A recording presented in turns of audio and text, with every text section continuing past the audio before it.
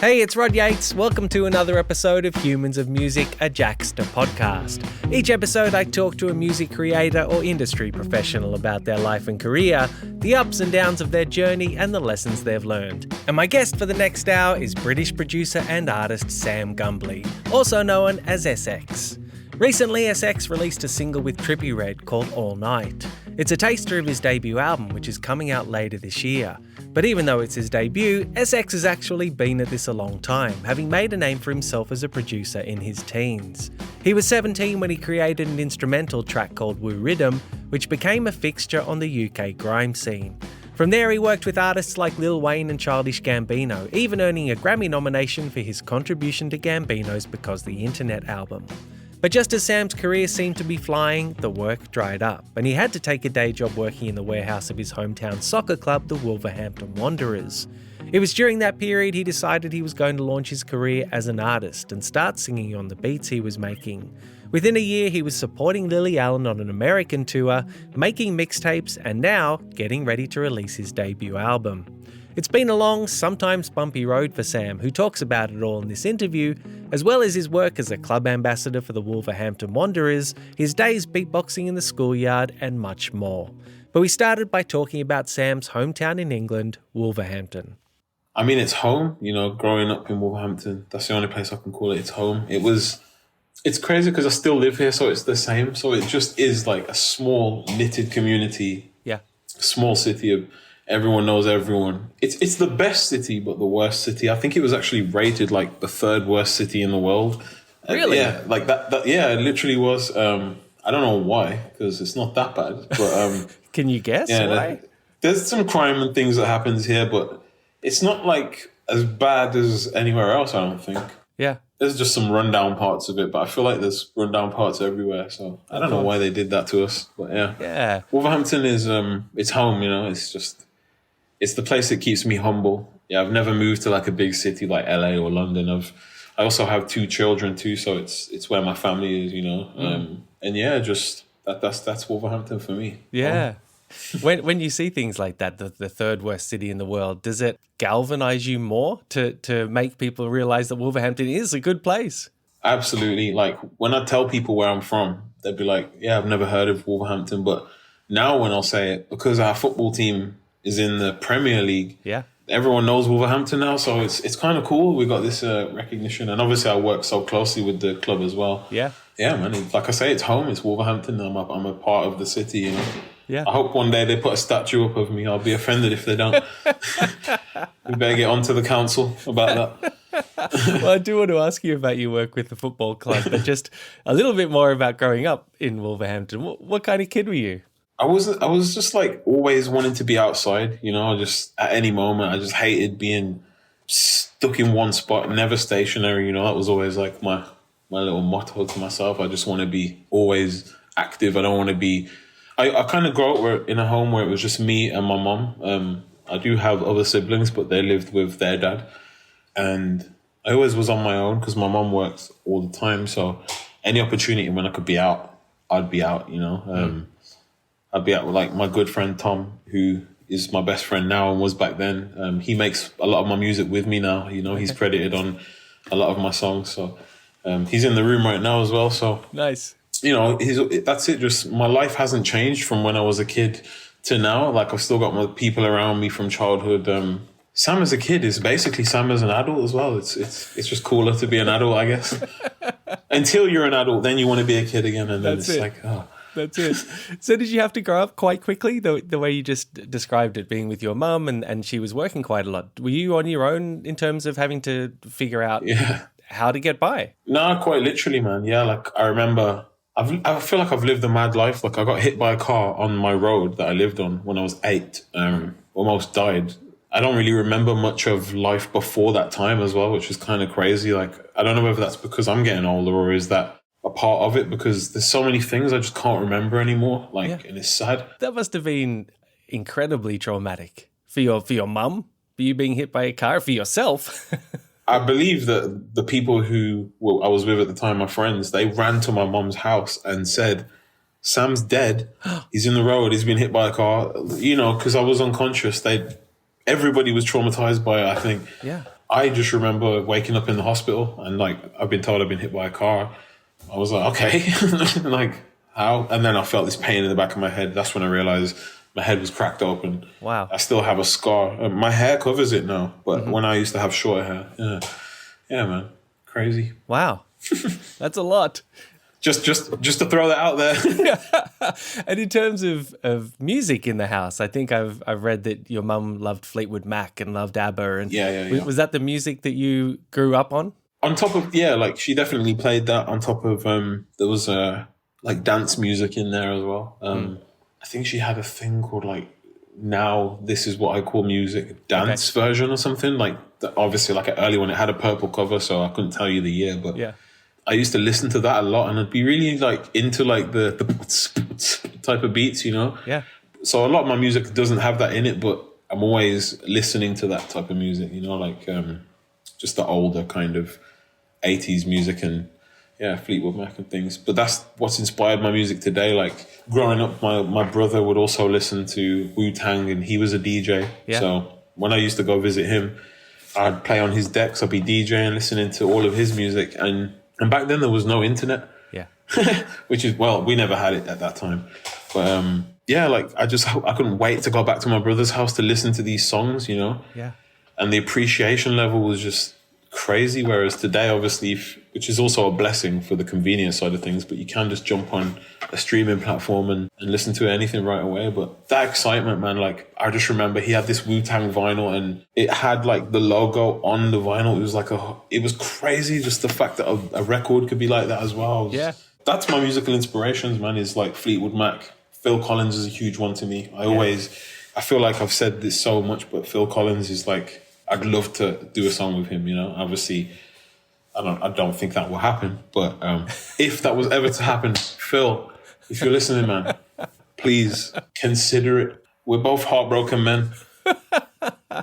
Because I know that you picked up drums while you were young as well. Absolutely, man. Was it Phil's inspiration as a drummer or as a singer-songwriter? It was all of it. It was him. I also like Blink-182, so Travis Barker, everyone just music. I've been inspired by all genres, but because I was in the drums, then obviously when I could pick up production, I didn't realize that you could just make music from a computer. I didn't have a laptop back then. Well, there wasn't laptops. It was like the tower computer with the big monitor, like the... Yeah, those ones. I remember I got FL Studio. Well, back then it was called Fruity Loops. And I just started making beats every day since then. Yeah. And what's crazy is Tom, who's in the room, he was there when I made my first ever beat, so... What do you remember of that beat? Nothing. It was probably terrible. No, it probably wasn't as bad as I thought it was. Like, I don't know why I took to it very quickly, but because I understood drums, my drums were just always like apparent, you know, they was very good. My mom would point that out to me. She was like hearing me make beats after school every day. She'd be like, the drums are so good, like, you know, because I can't play keys. Even now I can't play keys. I know every single chord in terms of the pencil, you know. I'm an electronic music producer, so yeah, I'm hacking the system, but hey, it is what it is, you know. Before you started making beats, I understand you had a pretty pivotal experience in the schoolyard where you would actually beatbox for other kids who were emceeing. Yeah. What was just describe that scenario for me. How did that come about? So I got into year 7 and I was obviously I was beatboxing from then. I'd just be doing it in my class, and there was one kid in my class and he had an older brother who was a few years higher, and he had a group of friends and they would all MC, you know. It was like grime music. That was what they were doing, listening to grime beats, and they'd all freestyle to it, and everybody would gather around at lunchtime and it would be the vibe, and I'd be right there at the front. They'd always look at me as if I'm about to go and drop some bars on them, but that was never me. Yeah. When I get home, though, I'd always low-key write just little things just to try. I never had the confidence to put music out, but we'll get to that. But yeah, just then one day the school confiscated the little boombox what they had. Why? And because a fight happened during it, and it was because of that, basically. There was a little battle going on. Okay. So instead, I stepped up, just, you know, I was going in, and next thing you know, it was a Sony boombox what they had.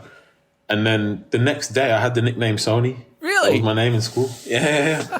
They just called me Sony. That was it. Yeah, so originally that was going to be my music name, Sony, but I just felt like that was going to get me into, trouble. So yeah, I went with SX instead. Can you, of all things. Can you do that again? That beatboxing? That sounded amazing. Yeah, well, I'm not the greatest anymore, but it was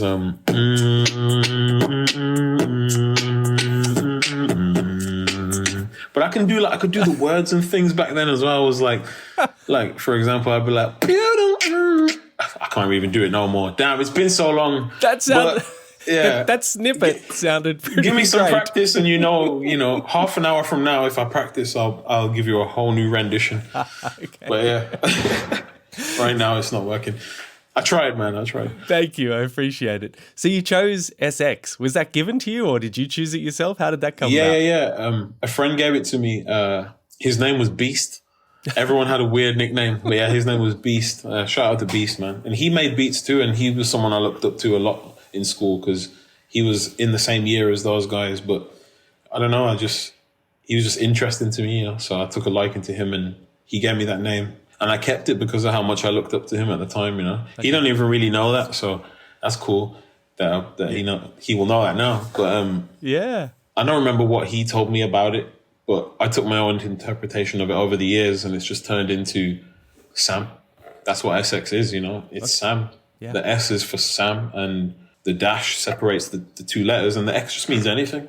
Okay. Well, X does mean anything, doesn't it? Like X-Files, X-Factor. Yeah. X marks the spot. That's it. So yeah, that's always been SX. But I might just change it to Sam one day, Okay. Who knows? It's me. It's me.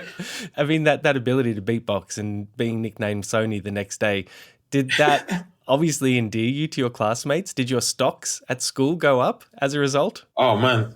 The cool thing is there was kind of up already because everyone else knew I could beatbox, and I was that kind of cool kid.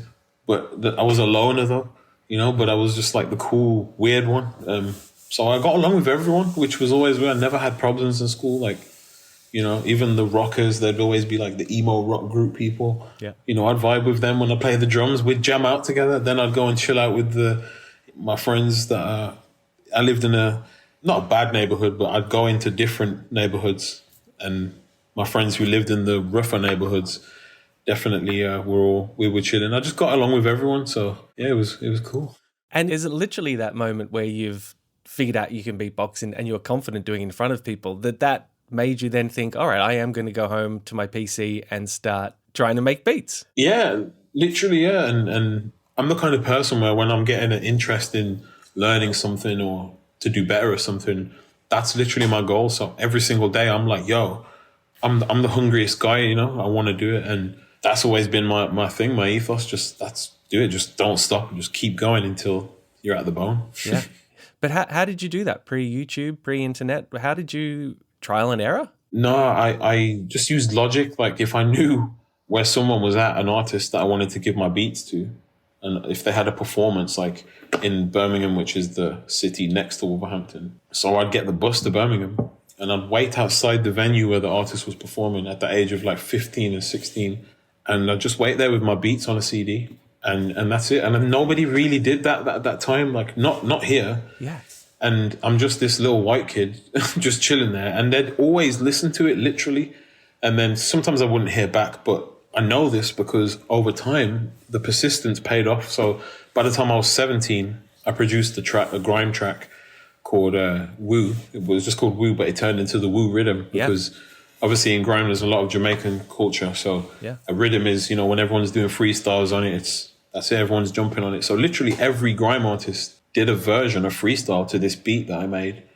But that blew up because I waited outside Radio 1, which it's the biggest radio station in the UK. Yeah.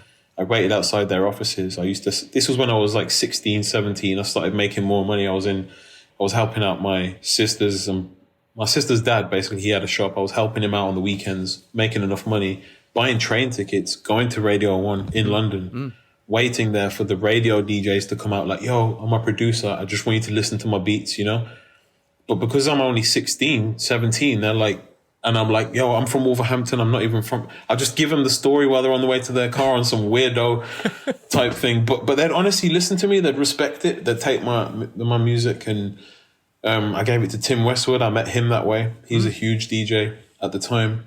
And it was him who gave me a big break as well. But the first person was somebody called Raskwami. He played it on Radio 1, the beat. Yeah. And it just blew up. So that's how it happened, like pre-YouTube, pre-everything. Back then, if your song got played on Radio 1 on an important tastemaker show, like the Raskwami one, it just blew up from that, literally. One radio play is all it took. Do you remember any of the artists that you gave your beats to? I gave some to Lil Wayne's manager. Okay. When they came out, Drake's as well. This was when Drake first came out to the UK as well, when not very many people knew about him out here, just before he really, really blew up. So I've been sowing all these seeds to artists from early, you know. So from giving the beats to Lil Wayne's manager, you ended up on tour. I know you collaborated with him further on down the track, but you ended up on tour with him quite soon after that? That was a few years later, actually. Okay. Randomly one day, right at a time where I was just like, nothing's happening for me. Slim, who owns Cash Money alongside with Birdman, he just called me. The engineer who I was sending the beats to, he just called me and was like, look, I really love your beats. Like, they're special. I was just like, my heart was beating. And my daughter, I just had her, she was 1 year old at the time, and music wasn't going the best. So this was like a blessing, you know? Yeah. And it provided me with so much opportunity, you know? There's been so many full circle moments during this crazy, it's over a decade now that I'm 29 years old now, and I feel like I've been doing this for so long because I started so early. Yeah. At 17, I had my big break, you know, as a producer. So that's it. And I'm still so young, so it's crazy. Like, to even think I've only been an artist since 2017. This is a new exciting project for me, even now, you know. Absolutely. Just last couple of things about that, you know, and going to London and waiting for DJs. Yeah. Who instilled that, I guess, self-belief, self-confidence? Because you said you were a bit shy, you were a bit of a loner, but that takes guts to get on a train to go down to London and wait. I've always believed in me and just being okay with being on my own. And I think that is coming from growing up and, you know, not necessarily to say I didn't have anyone to rely on, but I felt like I just had to instinctively do my own thing. So maybe that is what it is, just subconsciously. I went on there on my own. Nobody went with me. You know, a lot of the time I'm on my own. I do a lot of things on my own. I don't want to speak too forward, but I went on tour with Lily Allen in 2018 across America on my own. I performed on the stage with the laptop on a stool, and I played the songs off the laptop myself. Wow. Because I had no one. Yeah, man. Like big venues? Yeah, like 3,000 capacity venues. Big stage, just you with your laptop in the middle. Yeah. But if you think about it, like when my show productions get bigger, I'm a producer first. So you can expect me to be breaking down the beats while I'm performing the songs. And that's something I want to do one day. So, you know, implement that. Because I produce my own music, man. So why would I not do that, you know? So I'm excited for experimenting with that, obviously, in years to come. Absolutely. When I get to arena levels one day, you know? Yeah. Yeah. Well, I do want to talk to you about going on tour with Lily because, you know, that wasn't too far after you actually launched, I suppose, your vocal project. But there's still a bit of ground I want to cover before we get to that. Yeah, absolutely, man. And starting with that track Woo, which ended up becoming Woo Rhythm. Yeah. How did that change your life as it started to take off? Honestly, just because I went from trying, not to say that it just came to me, but it did. I was also producing songs for this group called Marvel Boys, which consisted of 3 boys from Tottenham. And those songs were blowing up as well. And literally at the same time as the Woo Rhythm, and the Woo Rhythm was like a trappy instrumental grind beat. The songs I'm producing for Marvel are like futuristic synthy hip hop trap, which no one makes. And that developed my production, which I believe, and many of others have said and agree with, changed the UK production sound and grime sound. It literally did. Nobody was making trap grime beats at all at that time. Nobody was. And that changed it. It just did. It's just factual. Yeah. How did you come up with it? Just through experimentation? From influence, that's what I grew up listening to, was like Dirty South, Southern hip hop, you know, crunk music, it was called back then as well. Just listening to that and implementing that with a 140 BPM, which is kind of grime, but not labeling it as grime. But I've always just called it SX music because, you know, it's spacious. It takes you on a journey, you know. And this was just when I was making instrumentals. I'd release music as SX, the artist, but it was just as a producer, you know. How would you release it? Like, where would it go, on SoundCloud, or how would you do it? No, yeah, I don't know. I don't even think SoundCloud was out then. I just put them on iTunes and just available to download. Like, I think I might just tweet it. I don't even know how I'd release it. I think I'd just put, like, you know how you could upload a file, like, for example, a WeTransfer link? Yeah. And I'd just leave the link there, bang, download it. Right. So, like, if you search, like, SX Instrumental on YouTube, all of my old grind beats are there from 2009, 10. But listen to them. Listen to how, what I'm saying, like, this, they sound like the beats that are out now, literally. Gotcha. Nobody was making beats like that then, like, and it's just crazy. And this is like 10 years ago or something, 10, 11 years ago. Yeah, that you're literally, making yeah, these 10, beats. 11 years, yeah. It's mental. Doing it all from the bedroom in your mum's apartment? In Wolverhampton, yeah, man. But it was a house. It was a house, A semi-detached house, yeah. That's crazy. So you've got all these artists who are coming to you and loving your beats, and little do they know it's just it's you. It's just me in my room, yeah. That's it. And it still is now. It's just I have my own place, but my setup is the same. It's just a home studio. That's where home is home. So Yeah. that's where the vibes come from, yeah. Yeah. So this was the goal at this point? I mean, were there other career opportunities in Wolverhampton, or was this a way to make a life for yourself? My only ever achieved thing I've achieved it was to work with Lil Wayne. Yeah. Literally, that was like my life goal, and I achieved it early. So I was just like, anything after this is a blessing, you know. I'm not even mad. Obviously, now I have obtained new goals, and along the line, you do that. But just the thing I did that, like, made me knew I could do anything, literally, you know. Yeah. Because you can't be from Wolverhampton and be doing those things without trying to be. It's got to be inside you. That hustle, that grind doesn't come from just, you know, from nowhere. That has to be within. Yeah. But you were young when you fulfilled that life goal then. You were 20 perhaps when you worked with Lil Wayne? Was About that, yeah. 20, 21. A lot of the songs that we did never came out. There's probably about 15 songs I have with him that are not out. Okay. But that's just how it goes. They record so much. So Yeah. it's crazy. Prior to that, one of the projects you worked with was the Childish Gambino album, Because the Internet, Yes. which I think was about 2012, 2013. 13 around there, yeah. And he got in touch with you just through Twitter, is that right? Literally, he followed me. I already knew about him from being in Community, but he followed me, and I was just like, what? You know, I didn't think it was real, because at the time I had notifications on, and it would say, Donald Glover has followed you, and I'm just like, what? So I look at it, and it's really him, and he's DM'd me like, yo, I heard your track Wooed him. Wow. And he flew me out to, in fact, we met up in London first, just after his debut album, Camp, came out. I think it was his debut album. And yeah, so I was in with him from early, and we vibed together. And then he flew me out to America in 2012 or 13 to work on his album, yeah.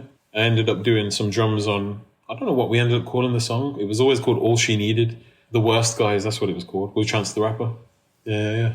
What do you learn from experiences like that? Was that the first time going to LA and working in a studio like that? No, and that wasn't even in a studio. It was at home. It was in the home setting. Okay. You know, he was renting a mansion from Chris Bosch, I believe, in Pacific Palisades in Malibu. You could see out right to the beach. It was crazy. It was so nice there. But yeah, he flew me out there, and yeah, the rest is history, man. I got a Grammy nomination off that as well. That's it. What did that mean to you? Just indescribable. Just it's unreal. Any accolades I have in my hallway, I have all my plaques up. When I look at that, it doesn't feel real. Like, but my name is on it. It's so weird. Yeah. Do the people around you in Wolverhampton, do they appreciate the magnitude of that? Is it easy to I guess get across to them what you've achieved with that? I don't know. Like, I don't think people understand like the levels of it, but I think most people don't. It's more if you're in the music industry that things like Grammys might mean something to you. But people know, though. People know the vibes, you know. I think because I work with the city so much, that a lot of the people just respect what's going on, you know. They, even if they don't know about me as a musician or whatever, they just know I'm doing something positive. So after the break, Sam talks about the steep learning curve to becoming a performer, his tour with Lily Allen, his work with the Wolverhampton Wanderers, and much more. Welcome back to Humans of Music and my interview with SX.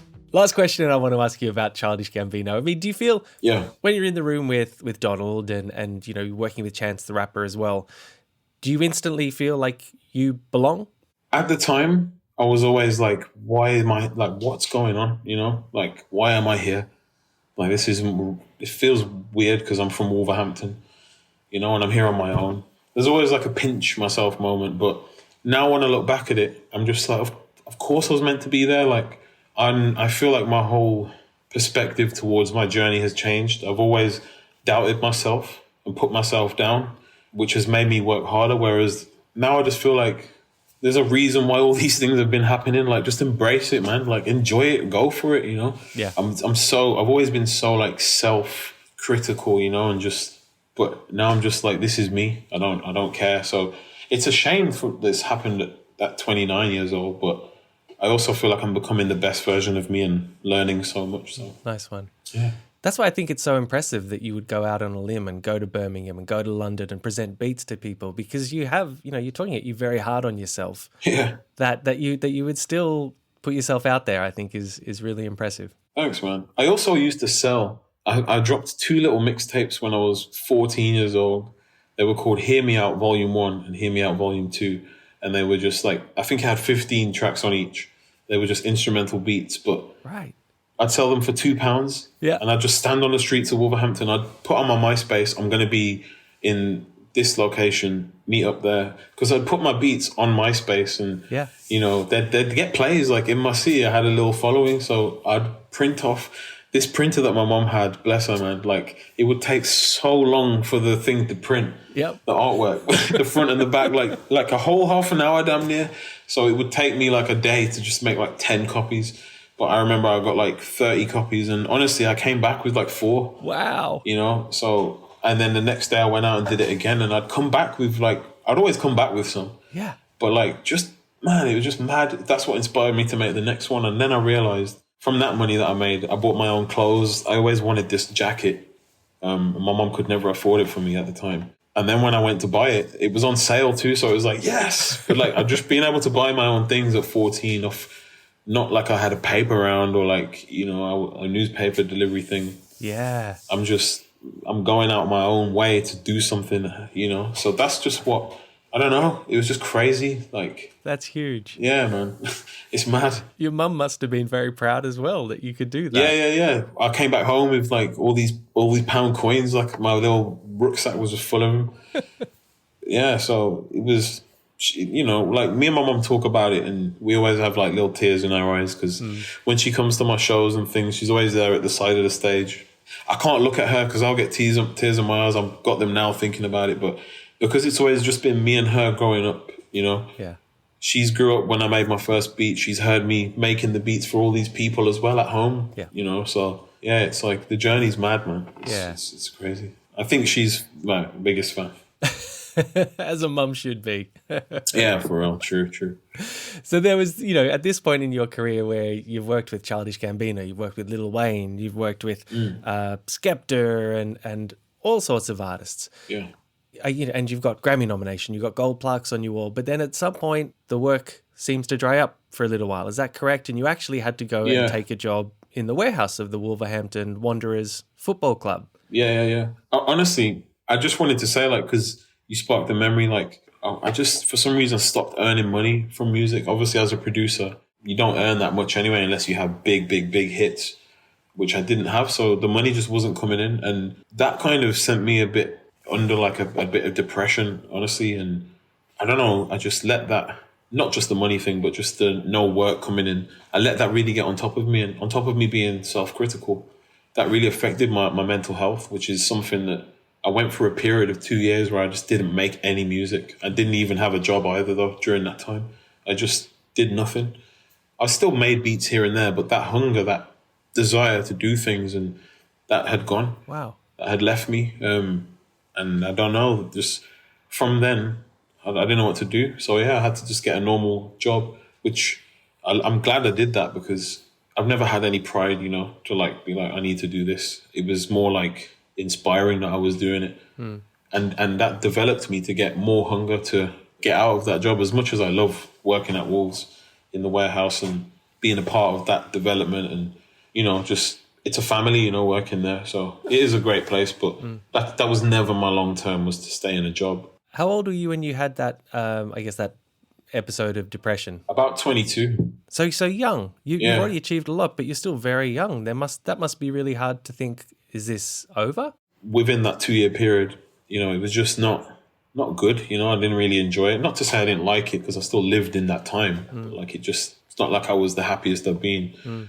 But honestly, I feel like that is what pushed me and has made me just become where I'm at now and where I'm going to be, because I don't ever want to be feeling like that again, like those low points. Yeah. Yeah.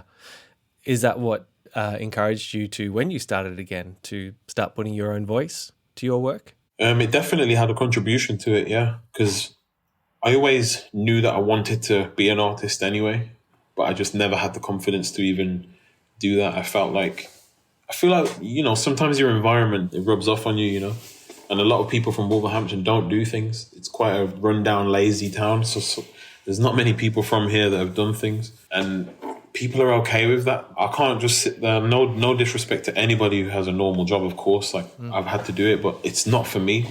I can't do that, and I'm the kind of person that if I feel like something's annoying me, I'm going to get myself out of it, some way. So that's just always been my thing, man. Yeah. Yeah. But when you decided to get back into music, or when you got the spark again, did, having been through that period, that quiet period, did that change the way you approached your music? Were there learnings that you took from that impact how you do your career now? Yeah, absolutely. And being an artist has made me understand so much more about artists and the struggles that they go through. And it's crazy, as a producer, you're so hungry and you want to work. You just want to, but sometimes the artist just wants to chill, and it's crazy. It's just made me understand so much more about me as well as a person, what I do and don't want to do, because there's a lot of pressure, being an artist as well. Yeah. Especially when you're signed to a record label, and it is pressure for sure. How are you coping with that? How have you learned to deal with that? Some of it's just acceptance, just it is what it is. You're in a situation, just keep going with it, But like I say, I always just have that, I know I'm going to get out of things. Yeah, okay. So, yeah. All right. So it's about 2016, 2017, you do become an artist on top of being a producer, and you start putting your voice on your work. Yeah. What's the first step? I think the first song that you wrote was Wrong For You. Was that the first Wrong song For that you You? released? Yeah. That was the first song I ever recorded as an artist, and it's the first song I dropped a song before that called No Shoes, and then I put my voice on that ever so slightly, just oh yeah, no lyrics. Yeah. And it was like an instrumental beat with my kind of no wording, mumbly voice in it, but it got played on, I think, who played it? It might have been Benji B, I think, played it on Radio 1 or some big DJs, and that kind of took off, and that was yo, I'm going to start putting my voice on beats. So I actually ended up breaking up with my kid's mom, and that kind of just made me spend a few months deciding what am I doing with my life. I started writing songs, and the first song that I actually wrote and recorded is the first song that came out, Wrong For You. And then the second song I wrote was the second song that came out. Yeah. And literally the third song I wrote was the third song that came out. And then I think by about the fifth or sixth one, which might have been called Still I Get or Plans, those got picked up by YouTubers, and they started putting it in the back of their videos on the outros, and my songs really started gaining a lot of traction. Yeah. And that's how the artist side of Essex just organically started to go up a bit, man. Did you always know you could sing? Yeah, from school. When we did Christmas plays and things, I'd be singing in those. So I knew I could sing, but I didn't know I was good. I just knew I could sing. I still don't think I'm good, but I know I can sing, so I don't know. Yeah, there's that self-critical side coming back in. It is there, but when I say I know I can sing, it's not like I'm Beyonce level, I can just hit some notes, man. But again, music is vibes. So some of my favorite songs, the artist definitely can't sing, but the tuning is there, and it's a vibe. So Sure. But yeah, man, I knew I could sing from day one. So I just never had the confidence to do it as an artist. But when I'd be in sessions with Childish Gambino, was one of the first people that I remember, we were vibing in the studio, and I sang a little riff, and he was like, "Oh, you can actually sing." Wow. And coming from someone like him, obviously I've took to that. And then there was a local engineer from our city who's legendary, Apostle, his name is. He also mentioned it too. So there's all these people that are telling to me over the years of, and they'll say, "Yo, you should just sing. Do you know how sick that would be?" Yeah. So 5 years later, I started doing it. Nice. And then, as we were talking about before, a year after you really start to do this, you're on the road with Lily Allen on a North American and European tour, playing decent-sized places. How big a learning curve was that? You're a front man now. Man, I went out there with no expectations, I just went out there and enjoyed myself. And that's what I do at every performance. I just try to enjoy it, Lily brought me on that tour because she was a fan of my music, She reached out to me and was like, yo, do you want to come on tour with me? And I'm, yes, of course. It was perfect. She's like one of the nicest people, man. And she's shown me nothing but love. So I just feel like that opportunity, it put me in front of, I wasn't even looking at it from a perspective of like, let me obtain fans here. I just wanted to be out in front of a crowd that doesn't know who the hell I am, Like they don't have a clue who I am. And it would be mad, the reception I'd get, I remember one of the shows in Philadelphia, the laptop on the stool, the bass was shaking so much it knocked the laptop off the little stool and it closed. Oh no. And the music, it's actually this laptop that I'm Zoom calling you off right now, but it closed and the music stopped.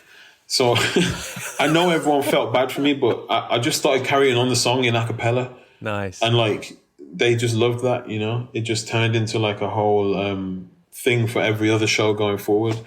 I'd make jokes about me and my little laptop on the stage, It wasn't just like, I can bring my humor with it, man, and make a joke of it. And I think that just was a winner, like they loved it. So I really enjoyed that. And just being able to say like the laptop closed, so can I sing the rest of the song in a cappella for you? Yeah. Just in memory of that, and they loved it, man. And honestly, it was just so an experience because I never had performed in front of people who don't know me every night.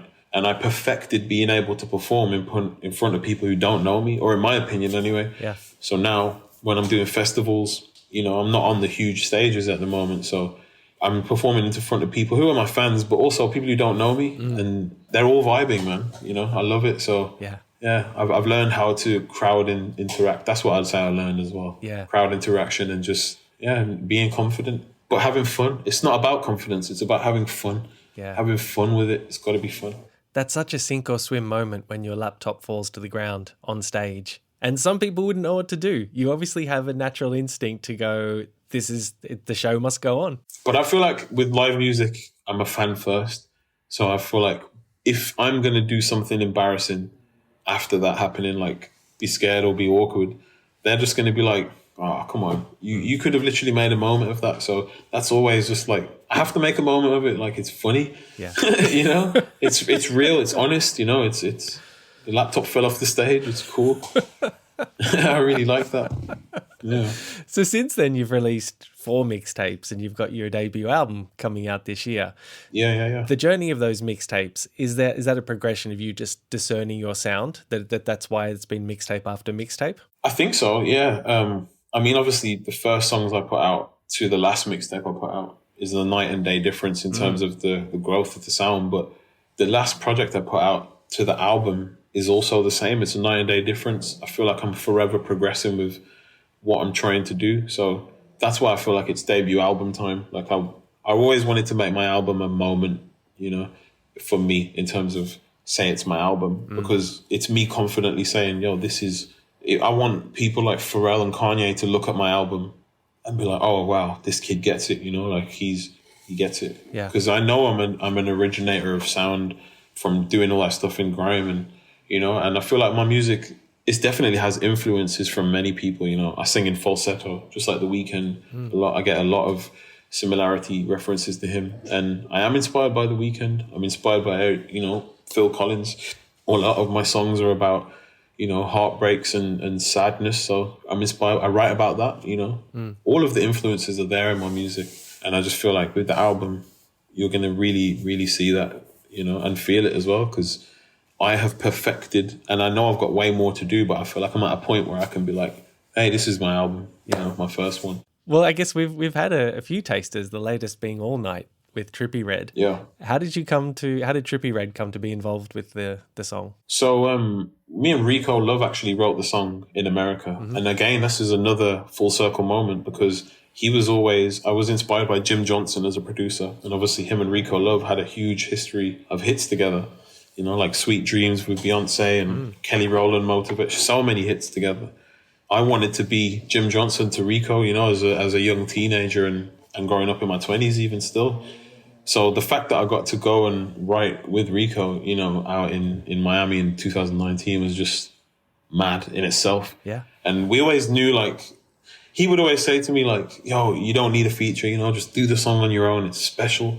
But I just felt like for me, I don't have a song like that. And I wanted someone to express it with me. So we had a few ideas of who we wanted to get on it. Trippie was the first ever person I suggested, but he was the last person that ended up, you know, we contacted just because we didn't think he'd want to do it. Yeah. But Mams, my manager, has a great relationship with his manager. So it just happened, and literally we sent it to him. The next day it was with us. So, yeah. And what was that moment like when you heard what he'd done? We was on tour. I was on tour with KSI in October. So in October last year. And yeah, we just heard it and was like, yep, this is a smash. So yeah, let's go. That's it. Yeah, man. That's it. And then obviously I knew I was going to put it out as my first proper single off the album. Yeah. So yeah. Nice. Last couple of things. We've spoken a little bit about Wolverhampton and your pride in the area. Yeah. And your involvement with the Wolverhampton Wanderers, where you're now a club ambassador, I believe. Yeah. And what does that involves? Lots of community work, is that correct? Like, what actually is involved with that? So to be honest with you, I joined them just before the pandemic started. And hold on a sec. Can you hear snoring in the background?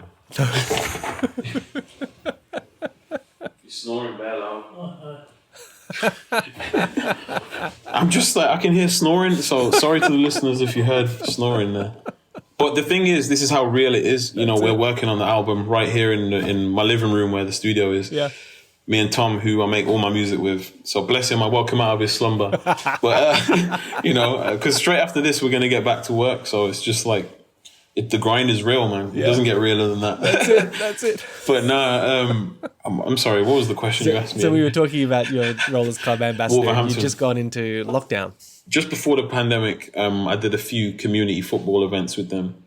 And then obviously, as soon as the pandemic started, lockdown happened. We couldn't do any things really. I was actually in America, and the day that I got back, Wolves did this thing called the Molyneux. That's the name of the stadium. They're called the Molyneux Sleep Out, which was a charity event for homeless people sleeping outside, where everybody slept inside the stadium, outside obviously. And yeah, just raised money for it. And that was just an experience as well. I haven't really done much work with them since that. I don't think there has been because of, but this year is obviously going to be progressing into more community-based things with them. So yeah, I'm looking forward to it. Yeah. You do some sort of other community work though. You do with young people in Wolverhampton, is that correct? Or am I? I used to do things in the city with young people in care. Right. Just like workshops and things. Okay. I love to give back, you know, even if it's just wisdom. You know, I just want to be able to just provide someone with something. Yeah. Yeah. What do you think it means to them to see someone from their hometown doing really well? Because did you have anyone from Wolverhampton when you were growing up that you could look to as carving a path for you? Not really. Nah, there was no one from Wolverhampton. There was people locally, like Beverly Knight. She was pretty big. But in terms of like going on to do global level stuff, up until Liam Payne from One Direction. Yeah. And we went to college together as well. And a cool story is he actually was on All Night. He had a verse on there, but we ended up taking it out. We're going to do something else for my album. Okay. All Night has gone through many different versions, you know. Yeah. Sorry to go back about it, but just because we mentioned Liam Payne, you know. Yeah. One of the lyrics that he added to his verse is actually the last line of the bridge on All Night. So he has a writing credit on the song too. Right. Which is cool, just to, you know, flex that. But yeah, I went to college with Liam as well. So I think up until around that, he was the only person really on a global level from Wolverhampton that, forgive me if I'm wrong, but I can't think. What were you thinking as Liam joined One Direction and One Direction obviously became huge? What was the vibe back in Wolverhampton? Well, he actually went on X Factor. I think it was the year before he applied, the year that obviously One Direction came about, and he didn't make it through. But I knew about him in the city because he was the guy from X Factor, of course. And then when he joined college, I was just like, oh, it's the dude from X Factor. So it's cool, but Liam was always cool, man. You know, he's always cool. It's Liam. Yeah. And next thing you know, he's like one of the biggest artists in the world. That's it's it. Crazy. Did he ever give you any advice or any sort of tips? I actually didn't see him since college until we rekindled maybe, I don't even know when it was. It may have been 2020, I think. Okay. We met up. Yeah. So it's been recent that we've re-met up. Advice he's given me? He's just complimented me, man. Honestly, like he's a fan of my work and I'm a fan of his. So there's definitely a collaboration coming between me and Liam Payne. We have to do it for the city, man. The Wolverhampton boys, you know? Yeah. Last thing about Wolverhampton Football Club, there's a record label now. They have a record label that you're also associated with. There is. What is your role there, and what are the artists like that you are looking for? So, well, I don't want to say too much, but we have found someone and he's super talented. Obviously, there'll be an annunciation coming for that, but super talented guy, man. Local. Not what you'd expect, but it makes perfect sense for the football sound, and it's a global sound. He's a superstar. You know, he's literally a superstar. So when the world do see him, yeah, get ready for him. I almost said his name then. Are you A&Ring for the label? Yeah, on paper, I'm A&R and production consultant. Okay. But anything that they ask me to do, I'm always, there's always little extra bits that you end up doing in anything you do. So I'm happy to do all of it. It's just to be part of a historic thing. It's the only football team in the world that has a record label, like officially. Yeah. So it's just, I believe, or definitely in the UK anyway. Yeah. So yeah, it's just mad. Yeah, to be such a close part of it. Yeah. And it's my city and my hometown. It makes sense. It's all a part of the journey. I always just say I'm on this journey, I'm on this path, and I've just got to keep walking it. And, yeah, we all are on that, really. We are all on it, but absolutely, it's all part of the journey. Yeah. Final question. Jaxsta is all about giving credit where credit is due. Are there people you'd give credit to for helping you get where you are today?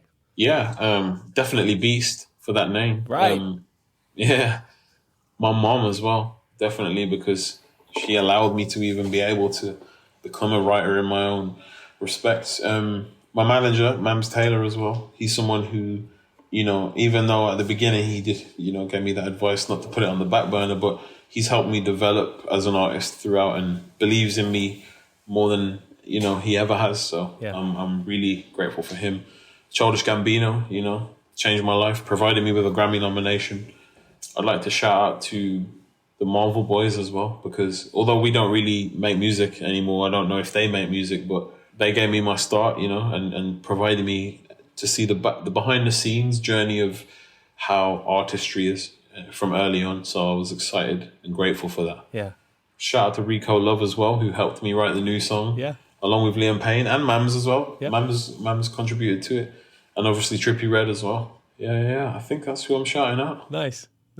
Yeah. Sam, thanks so much for taking the time to chat, taking a break from recording and working on that record. Honestly, the schedule's crazy. Like today we had a performance for, I can't even say what it's for, but it's for a huge platform. Okay. And then press things and then back to the album. It's just that cycle. I love it, man. Yeah. I feel like after the pandemic and, not being able to be a full artist, and going through my first record deal during that lockdown to now feeling like I'm finally coming out of it. And yeah, man, I'm super grateful. So thank you as well for having me, man. And that's it for another episode of Humans of Music. A big thanks to SX for his time, and thank you for listening. If you have any feedback on the show or suggestions on who you'd like me to interview, or even if you just want to say hello, please drop me a line at humansofmusic@jaxsta.com. That's humans of music, one word, at Jaxsta, JAXSTA.com. This episode was mixed by Lachlan Mitchell from Parliament Studios in Annandale, and the incidental music and theme song were written and performed by Sam Lockwood. Please remember to subscribe to the Humans of Music podcast so you never miss an episode, or even better, share it amongst your friends and rate and review it. And remember, next time you need to know who wrote a song, who produced a song, who engineered it, who played on it, who sang on it, who did anything on it, head to jaxsta.com for all your official music credit information. Until the next episode of Humans of Music, I'm Rod Yates. Thanks for listening.